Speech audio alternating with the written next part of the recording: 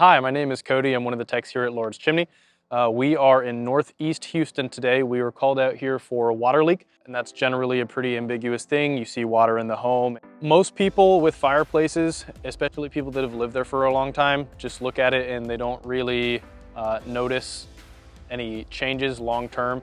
For instance, in this case, you're going to have a lot of blackening or darkening of the brick, and that's generally because of water that's saturated the system for quite a long time. The issues that we're seeing here today are that the brick on the top are separating off of that sheet of metal. It was never properly secured. Frankly, that's not a design that we recommend for several reasons. There is spalling on the brick. There's deterioration of the mortar joints. There is some sealant that was used on the bottom of the flashing here. So what we would do to resolve these issues we'd address every one of them individually. We would pressure wash the system. We would repoint any mortar joint holes or any mortar that was knocked away. We'll apply a siloxane-based water repellent, which is a very quality water repellent for brick that doesn't have a moisture barrier.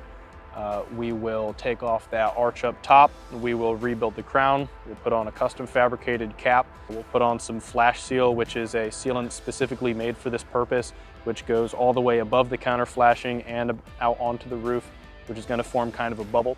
It is not as good as redoing the flashing, but in this case, in some cases, it is a fairly practical item, knowing that the roof is going to be replaced later on.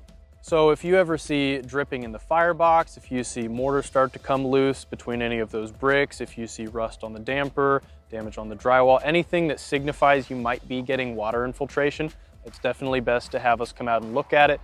Generally, we'll recommend a full inspection because that's often caused damage to the internal components as well.